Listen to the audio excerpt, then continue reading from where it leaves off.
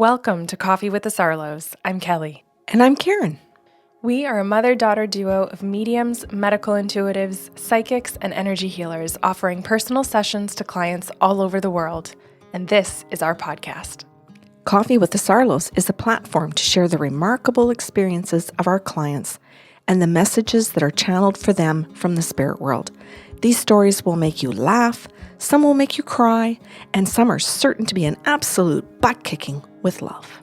Our intent for this podcast is to gently and kindly challenge your belief systems, grow your empathy, and help you find pieces of your own self in each one of these individuals' stories.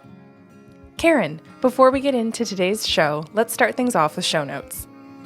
Yes, Kelly and I have personal practices channeling for local and international clients. If the stories in these shows is something you'd like to experience, you can request your own personal session through our website bysarlo.com or email us at info@bysarlo.com. We also have gift certificates available if you wish to gift this experience to someone anywhere in the world. We have a second podcast series called Sips of Sanity. This series is your emotional and intuitive intelligence toolkit. We pick one topic every month and provide you with healthy tools for critical thinking and communication. This series airs the first week of every month. The first show in every series is free and can be found on our website, your favorite podcast platform, or YouTube. The remaining 4 shows can be found at patreon.com/bysarlo. Patreon is our membership portal with a ton of monthly benefits for those of you seeking to grow your emotional and intuitive intelligence. Karen has a personal blog that explores the beauty and importance of intuitive gifts. There is a question and answer segment that addresses listeners' questions. As we mentioned, you can find the complete Sips of Sanity series here, along with handy habit trackers and great reflective questions to help you get the most from the shows. We provide you with guided journeys and music to enrich that experience, and we're running an emotionally intelligent, interactive book club. And for the patrons in our top tier, we're giving away a free half-hour channeling session with one of us every month. If you're interested in joining us, head over to patreon.com/bysarlo. Now, on to today's show. Hey guys, welcome back. Karen, what are we talking about today? This is a client who called in to ask about past lives. We haven't had one of those in a while. As a story, not as sessions. Those happen all the time. Yes. You made a great point that they happen far more often than we discuss. And I found when I went back and was looking at what kinds of podcasts we were doing on Coffee with the Sarlos, a lot of them are medium. And in all honesty, I don't think that, well, no, maybe medium is more common, but I would say past lives is like climbing right up there. For sessions? Yeah. Where more people are asking about them, or they'll ask about their future. They'll ask about a career or a relationship and say, go open. And I find that a past life will come in to teach them what their lessons are and what they're working on and what they're stuck in. And that it's a repetitive pattern. Therefore, there's more likelihood that they're ruminating. Neat. Unless they get the emotional intelligence to break the rumination pattern all on its own. But not a lot of people, unless they're in therapy for particular reasons, understand that they're ruminating. They just live their life that way. And a lot of them think everybody lives their life that way and that it's just normal. Well, and whether you're in therapy or not, your therapist is not going to be qualified or know enough to say, this is a past life pattern. Right. So you kind of dropped a whole bunch of bombs that I don't think we were even going to talk about today. But well, here they are. Yes, and here they are because this all has to do with this gentleman. So would you like to name him? A gentleman. A man. Alias. Alias? Did you make it up? I'm working through the Superstore people. Oh, okay. That's your new show that you're working through. Yeah, okay. Well, if you've not listened to the recent shows, I've been naming all of them. Oh, no, I had not caught on to that. Okay, so Alias calls. He simply says to me, do you I know you go into past lives. I don't understand the significance of everything, but I'm going to go into an open session. I have 1 hour. I don't know if it's actually just going to unfold, that my needs are going to be met. I do have some things I want to do. So at the halfway point, I am going to hit a pause button with you just to check in and see how I'm doing. He says, but I'm super interested in the past lives, so I'm going to go with that first. Yeah. So I said, okay, we will do that at the halfway point. So I just asked the spirit guides what they had about past lives, and they said, we're going to talk about lifetimes of addiction. As right off the top with him. And I said, is this going to have relevance? Because this is what I like. I want it to have relevance. Not that people are calling to ask about past lives just out of curiosity. I'm not so interested in doing sessions like that. I want them to pertain to something. I want to see that they're a benefit to the client. Well, I think you're pointing out two really important concepts, and that is that many clients ask about past lives out of pure curiosity, not knowing that there will be relevance. I think it's fair to say that you and I aren't interested unless there's relevance, but that's not necessarily why it comes up. Exactly. For the other person. Yep. So, Alias's, I hate the name that you picked, but I'm going to try and go with it. So, Alias's guides tell me that he's had addictions in the past to alcohol, to sex, to drugs, and to people pleasing. And that I can go ahead and explain that to him. And that if I want, I can ask for validation or see what he wants to do with that kind of message. And so I said, Elias said they're bringing up the fact that there have been many lifetimes with different kinds of addictions. I mentioned them all, and he goes, I'm curious. He says, I never would have expected that you would have said people pleasing. He goes, I don't understand that at all. I get the drug, the alcohol, the sex addictions. I understand the gambling. I get the other forms that you've mentioned. But I don't understand why you put people pleasing in there. And I said, because it's an addiction as well. And so he asked me, Can I just kind of, this might go in a totally different direction. Can I just try and illustrate it in a different way? I want to pair it with something that we know to be an addiction as a society, which is shopping. The spending addiction. And how often people who have spending addictions gift.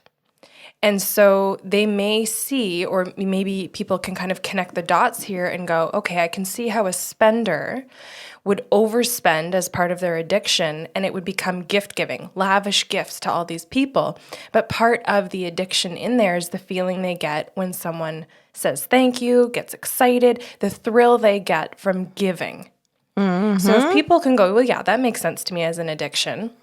That's exactly people pleasing. It's just not necessarily spending money to get that feeling of importance or appreciation. Or self-worth, self-esteem, because it's not based in any place that's actually healthy. It's based in, as you said, this addiction to the gambling, to the shopping, to whatever. In your case, it was to the shopping. I like when you credit me for the things that you say. Gambling didn't come out of my mouth. That was you, but thank you. I am very smart. That's good. Go on. Well, Elias then says to me, you'd be correct. And I said, oh, so it's applicable into this life. And he said it is. He says, I can't believe that you're just going into my very first past life and you're talking about something that pertains to this. And I said, you know what, Elias, don't tell me anything. I'm just going to continue with what the guides want to say about it and give you those messages. And then you can give me some feedback if you'd like. So the guide said that in other lifetimes, he had stayed in those addictions and didn't get the help to come out. He didn't believe in therapy. Conveniently, right? I don't believe in going to a support group. Conveniently, right? So I said, in past lifetimes, you conveniently find your belief system that allows you to sabotage and allows you to enable yourself and you create your beliefs around that. So if your partner is codependent and enables you, then you believe that's love. It's unconditional. Yeah. And we had a little moment there, and he just looked at me, and he goes, I'm uncomfortable. And I said, okay. I said, are you uncomfortable because it's correct? Because that would be, if I'm making what I think is an intelligent analysis here, I would assume that some of that is hitting home, or it wouldn't be bothering you or making you feel guilt or shame. And he said, that's correct. And I said, does it come from me? And he goes, that's a really good question. And he paused and he went, no, it isn't. And it was a moment, it was a golden moment. And then I just kept looking at him, and he goes, oh, this is a weird thing. He goes, and you could see the discomfort. And he goes, so you said you're an energy healer? And I said, yes. Would that explain what's happening in here? And would that explain what's happening in here? And I'm going into a sweat. And I said, yes, that can explain a lot of that. Would it also explain that it feels like a blanket is coming off of my brain? A fog, he says, where I believed that the people around me were judging me, and I thought that's where all my shame was coming from, so I was mad at them. But in other words, you're telling me that it's not them and that it's me? And I said, good work. This guy's a quick study. Yeah. And you know what, Kelly? Like I said, it's energy healing, because there is no way that just sitting there and looking at him can unravel all of that. Mm-hmm. Somebody who's got a PhD in some kind of therapy might be sitting here listening to the show going, what the hell? That would have just taken so many sessions in therapy to uncover. This is where I credit the spirit world with just doing the energy healing that is far beyond what I know how to do. Mm-hmm. So if somebody says, oh, are you ever a good energy healer? I just kind of go, yeah, okay. Because I get it to a degree that I have to live my life with integrity in order for this to occur. Because not all energy healers can do that. Mm.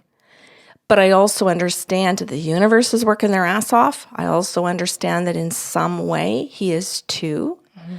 And that his soul is working its ass off to help him and reach him. And I feel like in that moment, he reached in and found the needle in the haystack. That he found a core belief that he had been holding on to that was creating a cycle of self-abuse. That if I just believe that other people are judging me, then I can go into my shame. And every time I go into my shame, I ruminate. And when I ruminate, I need a release. And to release, I have to go to my addiction. And when I get to my addiction, once I participate in it, I hit my release. And then I have a period of time where I feel high, where I feel great, where I do the giving, where I gift, or whatever it is that I do, take care of myself, whatever it is. And then I go back into my pattern again, right? So this was a gorgeous past lifetime that because he is willing to go open, that all of that is created for him. Then his spirit guide said to me, in this current lifetime, this has been his behavior until he turned 50. And I looked at the man over the computer screen and I thought, well, how old is he? I could not tell. And they said, no, he's into his mid-60s. I said, oh, okay. So this has been like, he's become aware of this then? And they said, absolutely. And you're describing the first part of his life from about the age of about 16 to 50. And I can't remember if it was 50 spot on or 49 or 51. I don't know, but I'm just going to hang around that area. And they said in his around 49 to 51, he goes through this transition in his life where he decides that he wants to start valuing his word. And this is what he comes to, is that, and this is what motivates everything, is that he's sick and tired of the thinking in his own head. He's sick of the ruminating, of the shame, and of all the cycles of what he assumes other people are thinking and saying to him or about him. He gets tired of words. He gets tired of the thoughts, the chatter. And he's determined that he's going to change the chatter in his mind, what words come out of his mouth, and what people say to him or about him. So he decides at that period of time that he has to become a better observer and listener. And as a result of this really serious desire to be a better listener and to make sure that he's even listening to his own thinking and what he says out of his own mouth instead of just saying it but not listening to himself, that he's gone through the last decade and a half where he's seriously researched listening skills, where he's watched TED Talks and YouTube videos, and where he's really trying to figure out all this stuff about gaslighting and narcissists, and that really put him down a rabbit hole of, am I one? Is that what all the addictions are? Is just a form of narcissism? Not cool? Good questions. Yeah. So he was determined to become better at asking people questions instead of telling them what he thought, because that's where he went into the addictions. He would spew out at somebody, this is what I think of you, and he would hurt them. And then the shame moved him back into the addiction. Mm-hmm. So he thought, well, what could I do instead of just yelling and saying things to people? And he learned, why don't you ask just a question instead of making your opinions? So instead of opinionating and having to have an opinion about every single thing in life, why not ask a question instead? Because it opens the conversation. And the other thing he did was he always, if someone said something, he'd bring it back to himself and say, oh yeah, me too. Oh, I got an orange tea. You got your Earl Grey, mine's orange. And he had to bring things back in all of these stories to himself. And then if the person wasn't responsive, it became like a battle. And then again, if that didn't go well, he'd go off and ruminate. A repeat pattern. I got to go find my addiction to get a release. So I said, you have done a tremendous amount of work. Mm-hmm. And he just looked at me and he said, I have. And I said, and in doing the work about being a better listener, a better observer, and a better communicator, you moved through the desire to address the addictions and why you were going there. And he said, indeed I did. And I said, you even chose rehabilitation programs and you looked for those qualities. I'm going to call them into I don't know what the term is for all the people that work in rehabilitation centers. So I'm going to say staff, because I would imagine there's all kinds, including cooks and people that clean. I mean, everybody. He just wanted to see in the group homes that he went to, no matter what staff or what your job was, he was looking for the communication. So if the therapist wasn't giving it to meeting his needs, which hopefully they were, he would be content to sit and chat with the cook. And then he would cook with the cook and say, could I prep the vegetables? Can I do the dishes? Wherever he found somebody who could listen and who could ask questions, and instead of just an opinion, offer a conversation that was open, he clung to them. And he found the more that he did that, the longer he stayed in recovery. Always looking for connection. We've said this a number of times in a number of different ways, that addiction is avoidance. Mm-hmm. And what he's no longer avoiding is being connected to what he feels, but also connected to others. And connection involves awkwardness. Mm-hmm. Connection involves tremendous amounts of discomfort and not avoiding it. Oh, God, yeah. Sitting in it long enough to make sense of it, yeah. To say to another person, let's navigate this together. Mm-hmm.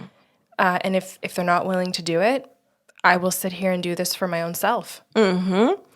And in his case, if you won't do this with me, I will keep looking for the person here that will. Mm-hmm. And if it's not here that well, then I'm going to ask my therapist to help me find better questions to ask people. That's something I might be able to do in my recovery program where they're willing to say, let's come up with 1 to 2, maybe 3 questions. Let's not go overboard. Let's just give you 1 or 2 questions where you learn how to create a more meaningful conversation to connect to somebody and see what your emotions feel like when you do.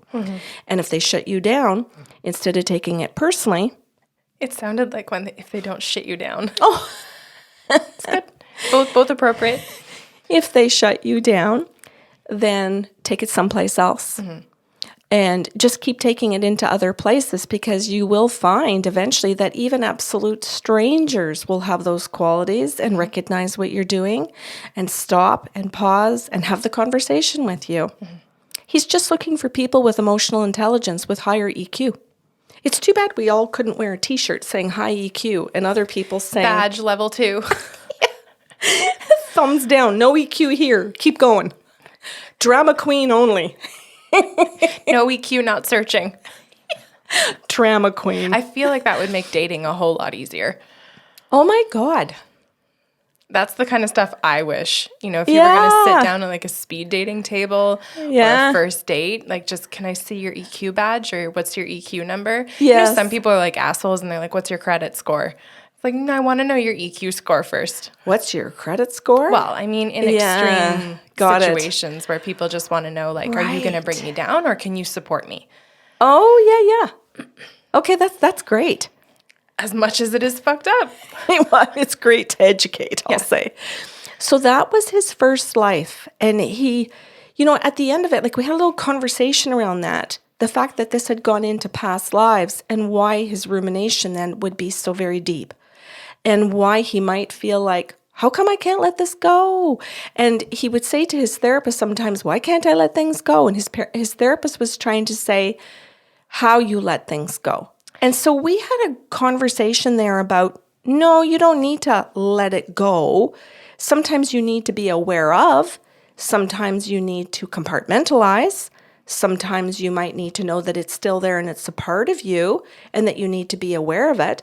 We don't always, letting go is not always the healthiest thing to do, depending on circumstance. Can I just clarify too, when you say that's his first life, do you mean that that's the first kind of lifetime that you channeled for him? Oh, pardon me. Yes. Okay. And then if I'm understanding how you were wording this, is that he was playing out that past life in the first 50 years of his life? That's correct. Or I guess between 16 and 50, as you said? Yeah. Okay. Just so people aren't like, wait, what? Yeah, you're right. Sorry, my wording. Yeah, and I want to say that for clarity so that people understand where we're at in which lifetime. And also, if we're saying you're playing it out, we have to play things out in this life if we're going to complete the pattern or the cycle of what we didn't get in that previous lifetime. So if you're understanding what in a past life what you went through and how you missed the lesson altogether, to stand in this one and go, oh, I'm just going to let that go. Well, then you didn't actually complete or get the lesson and change the behavior. Perfectly explained. Avoidance.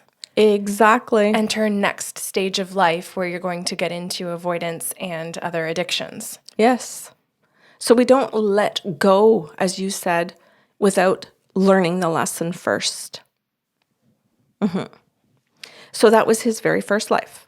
Or pardon me, his very first story where we grabbed a lifetime and went through it together. So then I did a quick check-in with him and I said, how is this working for you? And he said, I love it and I'm grateful that this is how this is going. This is what you're doing. I said, it's nothing new. He goes, no, it's nothing new, but it's validating a lot for me. It's validating the ruminating. It's validating the shame. It's validating the decisions that I made. It's making me feel really confident in my own intuitiveness because some of this, I looked up, but then you have to be in the conversation with the person and pay attention to your intuition in order to look at the person and go, yeah, they're not really connecting to me. This is all about them. Or I'm making this too much about me and I have to kind of, my inner core is telling me, calm down, breathe, Ask questions. Be engaged. Don't just talk about yourself. Listen to this person talk about them. They have something to say to you. Be present. So he said, I'm really grateful. He says, because it's teaching me how much work I've done in this lifetime. And it's making me really sit back and appreciate all of it, not just the last 15 years of work, but the 50 years of where I went back into those addictions. It's helping me understand why it was so difficult. When I hear it's from past lives and that I've broken it, I'm 10 times more proud of myself. And he said, I'm going to sit in that for a minute or two. Do you do silence in the sessions? Oh, wow. And I said, I absolutely can, because I said, in the moments of silence, you can ask me to sit with you in the gratitude and I'll just share it with you.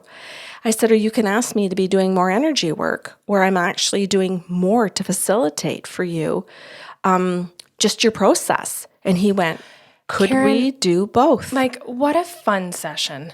Oh, yeah. And what a fun Saturday morning. Yeah. And if you are in Patreon and you have your early access, what a fun Thursday. Yeah. Like, I just think sometimes it's really difficult to turn on Coffee with the Sarlos and expect to feel warm and fuzzy because there's such hard-hitting lessons. Oh, yeah. And I think it's really fun to listen to a gentleman like, I named him, what's his name?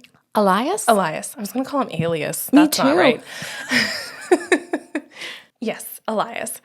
I just think like good for him for not just getting the lessons, but being able to actually slow things down. That's the biggest thing. We always encourage process. But then for him to sit there and have enough wherewithal to ask you if you can do silence in a session, that's extremely rare. We often have to ask clients, would you like a moment? Would you like me to be quiet? And they are often confused by the question. So for him to actually say, do you do silence? And ask for what he needs, I just think I feel warm. So we did both.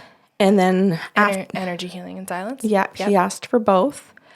And then afterwards, I said to him, well, I said, the last message here in this lifetime, I said, from the guides for you is that they're saying the first 50 years of this life was written in the contract for you to go back in and redo the addictions and to be seeped in them. And he went, oh.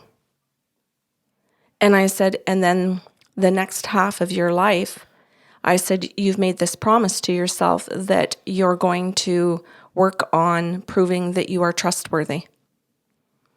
And I said, because of the addictions, you were not trustworthy.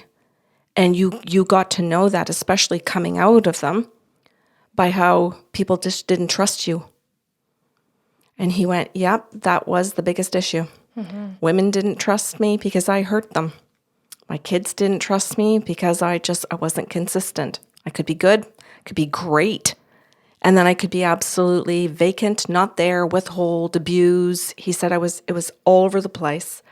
And I said, so what they're saying is that your biggest goal now is to be trustworthy. And I said, yes, isn't that beautiful?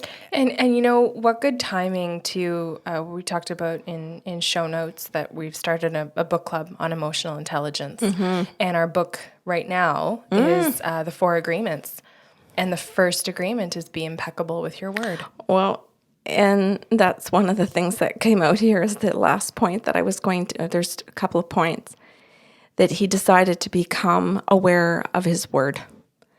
And that would create the trustworthiness that his word and his actions had to coincide. So the big word in his life now is congruent. And he just looked at me, I thought he was going to spit out his coffee. Because he just went, pardon? And I said, your big word is congruency. And he went, it is. He says, I'm always checking in with my children now. Am I being congruent? He goes, and I stand it each day. He goes, instead of going to my addictions, I go to my guides and I say, am I being congruent? And I said, so you've gone around asking people for forgiveness, and some of them have said yes, but after all these years of abuse, many of them have said, we will see. Good. And I said, and you learned that after you had your hissy fit over that, that actually that was a good idea. That the people that forgave you too quickly, you were wary of. But the people that said, we will see your behavior, I don't know about you, were the ones that said, well, I'll give you a chance. And that's what you were looking for. Yeah. And they were the ones that were holding him accountable. Yeah. If someone is granting you forgiveness that is undue, where you haven't earned it, you haven't expressed remorse or proper understanding of what you did to not have their trust, then you're likely dealing with a people pleaser and they're not trustworthy people. Because they'll tell you they forgive you. Yeah. But in any moment where it doesn't work for them, they will be incongruent with their own word and exercise meanness, exercise underground aggression. Yep. You got it. Or overt aggression. Yep. I think I just said aggression. Aggression? Aggression. It was like a mix of ogre and aggression. Okay. That's really good. It's just ugly. In the second lifetime, he showed me where he was raised in a religious family. And where, as a result of the religious beliefs, the adults believed that they were allowed to abuse the children and each other. That's the best way that I'm going to say that, because he didn't show me what religion, and it didn't matter. So I'm just going to leave that wide open. But I realized in doing that some people that are listening to this could get their knickers in a knot and say, I'm religious, I'm this type XYZ religion. We don't believe in abuse. I understand that. And that's where I'm trying to be careful here. I'm not making it about the people listening. This is Alias's story. And this is the religion he grew up in and the way that his community interpreted this religion. Yeah, and I think, the piece that we're not talking about here, or has so far gone unsaid, is that you can be in a religion and believe that the religion doesn't support abuse, but be blind to the fact that your religion is abusing you. Yes, that's true. Yeah. There are ample people I have coached who have said, I don't believe in abusing in my relationship, and not understand that their partner has been abusing them verbally. Yeah, that's a very good point, Kelly. And so our belief actually isn't congruent with our behavior because we haven't perceived the behavior properly. So in his story, in that lifetime, his mom got pregnant and was sent to live with priests and nuns in a home for single moms. And in this particular establishment, they abused the mothers and they abused the children. And they abused each other. All of the leaders, I'm trying to be careful, all of the leaders abused each other as well. And his mom ended up leaving that home with him, which is rare. I'm going to really say that. This was a very rare circumstance here where a member of her family found out where she was livid, and went and got her and had been looking for her for several years. Wait, was livid that she left this home she was being abused in? No, let me explain.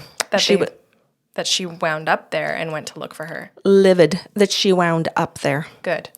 So this is it was her grandmother, and it was her son and his wife that put their daughter here into this situation. So when the grandmother found out, she went to this establishment and demanded her granddaughter and great-grandson and took them out and took them. And she took them to her farm. And on the farm, he was able to grow up with his mother, where under his grandmother's or her grandmother's care, living off of the land. And they were fairly wealthy. They did quite well on their land. But it's here that he learns about hobbies. It's here that he learns from his grandmother who teaches his mom, where he grows up and he learns to knit and he learns to needlepoint and he learns to bake and cook and can and preserve and take care of all of the animals and nature. And he's just really happy. So he starts in this lifetime where things are really not bad at first at home. I'll say it's bad to some degree. It gets worse when she gets pregnant and her parents find out. And then the abuse goes through the roof and then she's dropped off and it just escalates even, 1,000 times more. And then her grandmother comes in this other life. So it's like having 2-3 lifetimes in one lifetime. I think people will get that. Yeah. And so he has this, man, Kelly, when I look at Elias's face and I describe this, I wish sometimes I could say, and here was his face. A screenshot?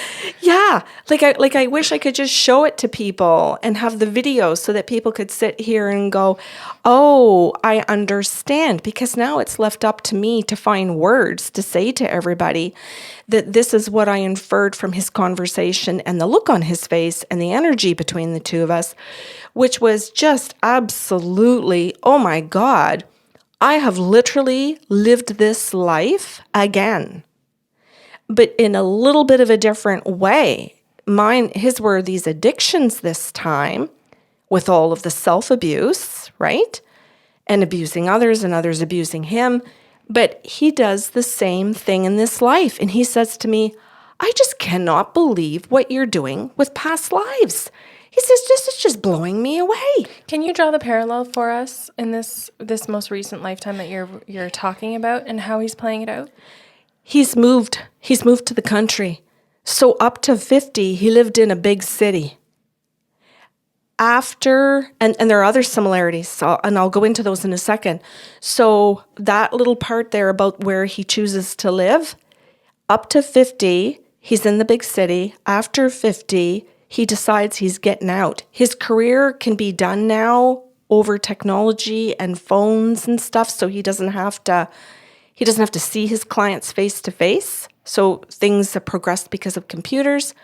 So he moves out into what he calls the life that he wants, and he's farming, and he doesn't have the very same animals or the same number, or that he's made it into what his grandmother did. It was for a living. So, I mean, she was able to sustain many people and hire people on her farms.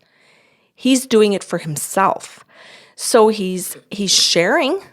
Like, he'll take some of his produce and he'll sell some of it on a couple of Saturday mornings in the summertime in August and late September. But he's not doing it where it's making him enough money for the whole year. But it's very similar that the going back to the hobbies of once you're inside in the winter, he says, I can't believe you said knitting. He goes, my wife knits. And she said, babe, just come on over and sit down. I'll just show you how to knit. We can make blankets and we can give them away.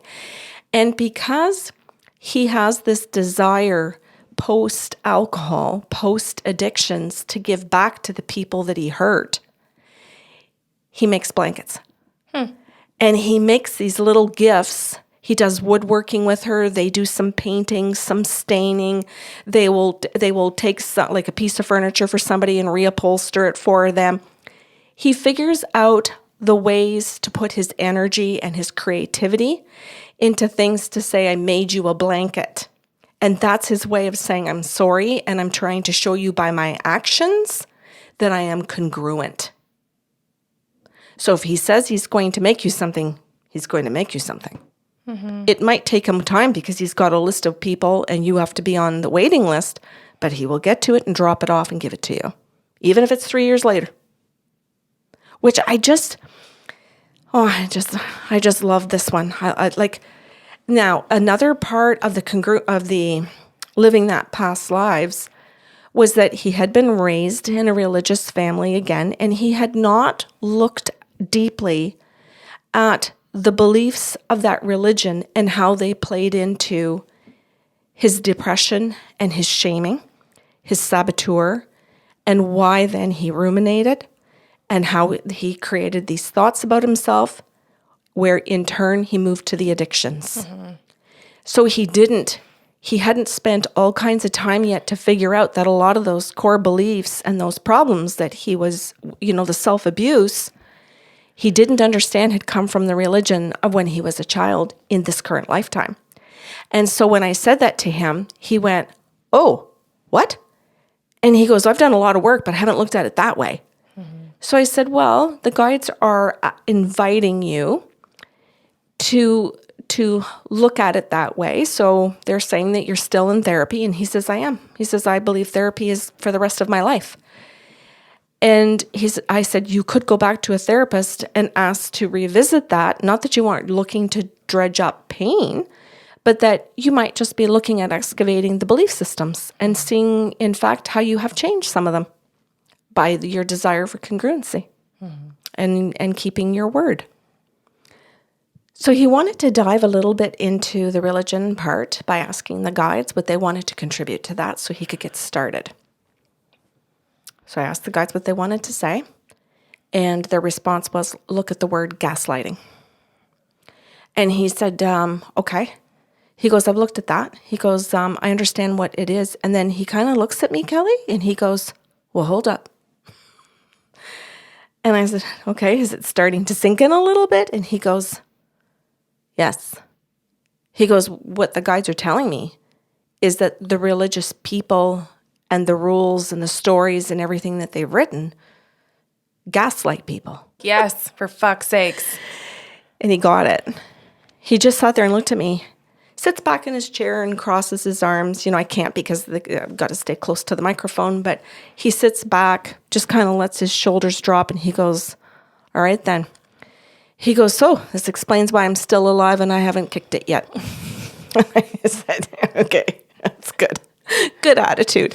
He goes, it's okay. He goes, "My wife and I have come to the conclusion that we are in this marriage till death do us part because we're both working our asses off." Cool. And he says, "And we've made the agreement that if one of us stops working, the other one has the right to say, 'Babe, bye.' I want to continue my journey to work, and I respect the fact that you don't. And I want you to respect the fact that I do. So this will be amicable, and off we go." And he says, "So we've come to some healthier agreements." I like that.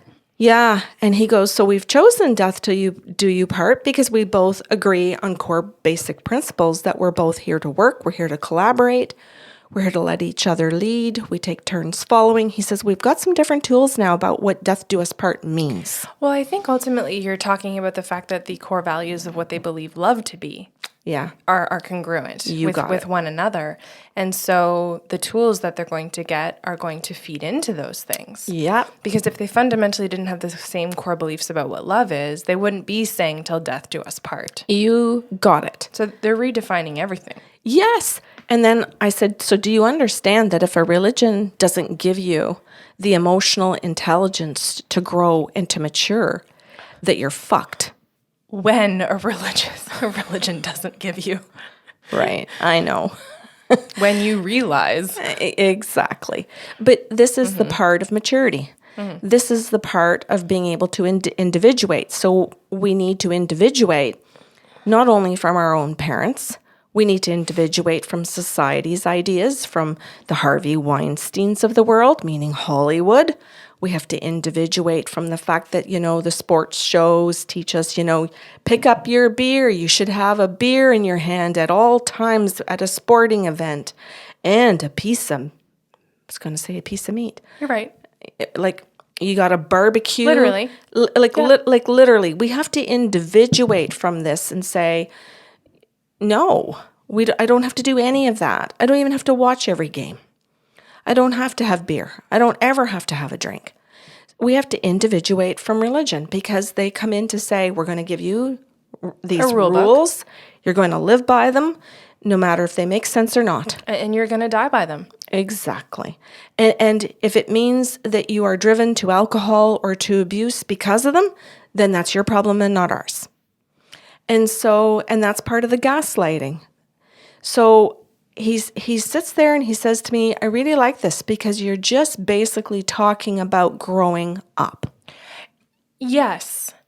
And seeing the truth. Like, and I really like the example that you were giving, because these institutions, religion just being one of them, will give you a rule and then be not responsible for the result of it. So alcohol companies saying, drink at all times, but drink responsibly. It's completely incongruent with their own messaging. Yeah. Go to an arena, meaning drive your car there, and drink. And then drive your car home, or we don't really know what. Exactly. Drink constantly, but drink responsibly. And we're not going to define what that means, but you understand constantly, so we'll go with that one. And that's what I mean, where you and I are agreeing that it's all gaslighting. Yeah. And that it's all confusion. And then, if you're 16 and you break those rules, your parents and society shits down your neck for it. But when you're 30... Unless you're a white man. Oh my God. A white 16-year-old. Right. Unless you have responsible parents. Let's throw that in, because there are some that are, so let's say that. But we're talking generally here that the average white man can get away with anything. That's true. We all know that. Did we get on an angry tangent? Did you see my head whip up? An accurate angry tangent. Well, yeah. And it's the right time to be angry, and it's a healthy angry because it's a truthful one. And that we do really have to change those beliefs. We have to challenge those. We have to challenge all of this. We have to see the gaslighting for everywhere that it is. And if we aren't willing to look at the religions too and excavate and pull out and take a fine-tooth comb for all of the gaslighting, I can give tons of examples in some religions, but I'm not familiar with them all. But we have to be able to look at them and say, is this gaslighting? Does this even make common sense? Does it serve the purpose of the world instead of just our group? Or just even some people in our group, not even all of them.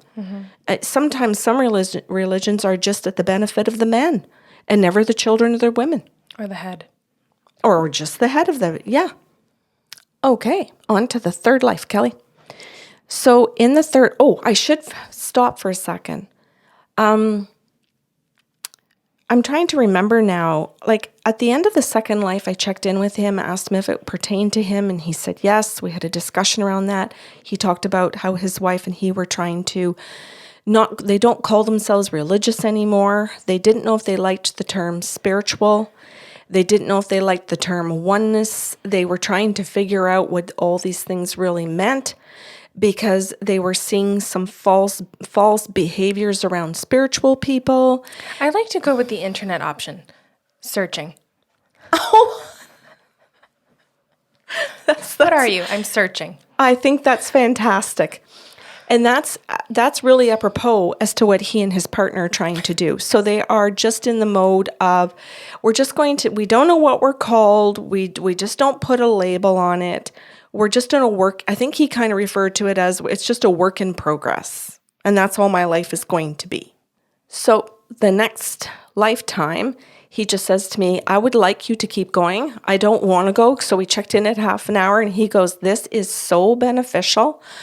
I am getting so much out of this. I can hardly wait to tell my wife. This is not just affirming, it's helpful. You're giving me more tools, more ways, where my brain just feels like it's unraveled. I feel like I've dumped the shit out of my sewage place. It's empty.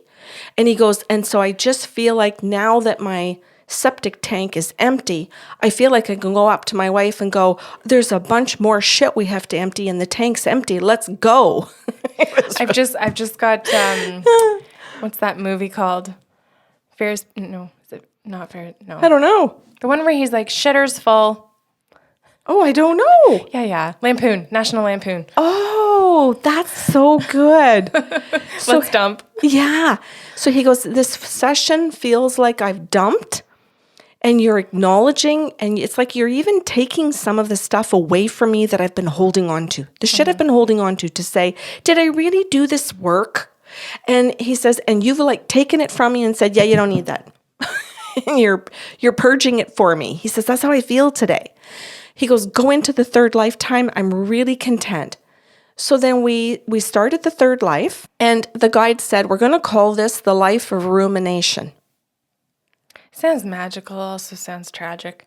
Yes.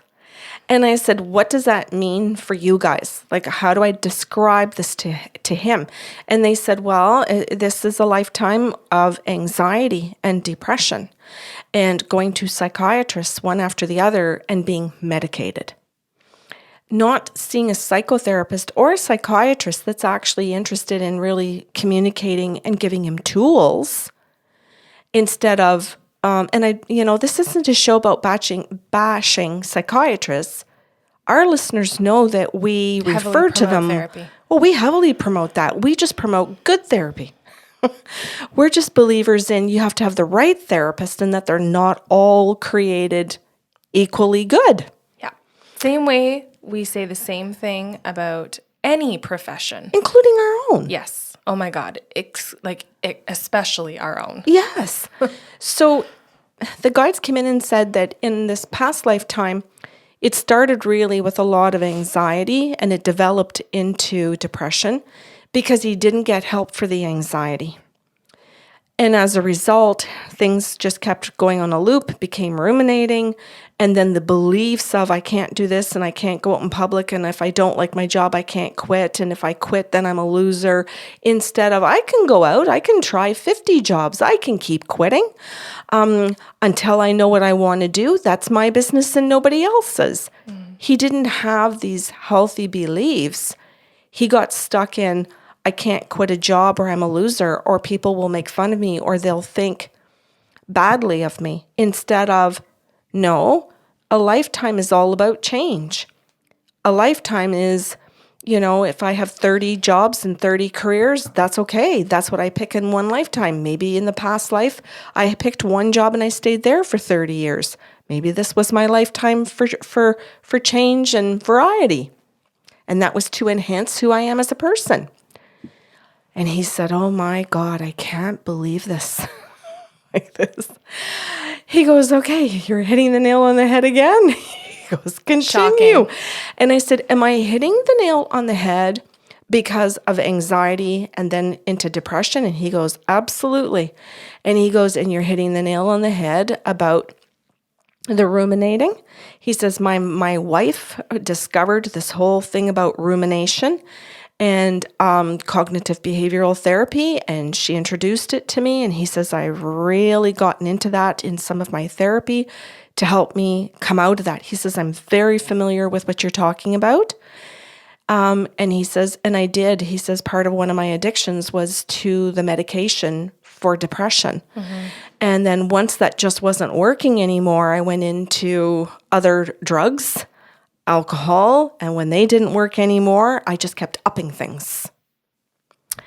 And he said, but it all began around the age of 13, 14, of the anxiety of just wanting to fit in social groups. So when I asked the spirit guides what was up with that lifetime, a message that could come through for him to be of benefit to him, they said, yes, that even though there was this the rumination, that the cause of the rumination came from the way he was raised as a people pleaser. And that as a result, direct result of the people pleasing, the anxiety. And because the people pleasing never got addressed, that the medication never could really deal with the issue. It could deal with certain things that were going on in the brain at different times, but it could never deal with any of the patterns or the things that he was doing or the communication or the skill set that he needed to deal with those things. And that in that lifetime, he did not have a psychiatrist who did any of that. And so the guide said that in this lifetime, he went through the very same experience of finding the very same kind of psychiatrist that just prescribed drugs. He would pop in the question. He had an hour booked. And he used to say that he could get in and out in 10 minutes. So he'd go in, his psychiatrist would say, how are you doing? Rewrite the prescription or change it up a little bit. That's he'd not leave. Therapy. He'd go to have a coffee, and downstairs in the building, his wife would come back and pick him up, and then he'd leave. And she'd say, how did therapy go? And he'd say, fine, because it was just getting another prescription. That's not therapy.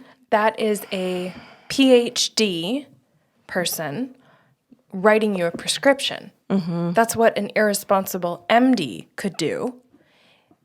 And it is way more irresponsible that a psychiatrist is doing it because they actually have the tools of psychiatry Yes. to counsel you. Yeah. The MD should be handing you the medication or saying, please see a psychiatrist because this is the most I can offer you. I don't have the psych background. That's right. That's right. So in the current lifetime, when he came out one day, because the same thing had repeated itself, he came out with the coffee. And she went, why do you have a coffee mug? Why do you have a coffee cup in your hand? And he goes, well, I just had a coffee in the bottom, in the little coffee shop in the bottom of the building. And she went, when? She goes, how could you? I've been here. She goes, I've been sitting here waiting for you. I didn't leave this time.